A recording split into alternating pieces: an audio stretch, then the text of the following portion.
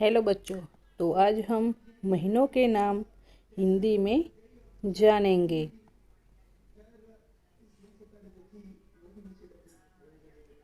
जनवरी, जनवरी। फरवरी, फरवरी। मार्च, मार्च। अप्रैल, अप्रैल।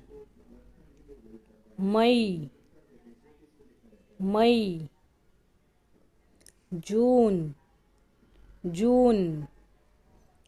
जुलाई, जुलाई। अगस्त, अगस्त। सितंबर, सितंबर। अक्टूबर, अक्टूबर। नवंबर, नवंबर। दिसंबर, दिसंबर। आपको ये वीडियो देखने के लिए week name English and Gujarati में, अंग्रेजी महीनाना नाम एंड गुजराती महीनाना नाम, ये वीडियो देखने के लिए नीचे डिस्क्रिप्शन में लिंक दे रखी है।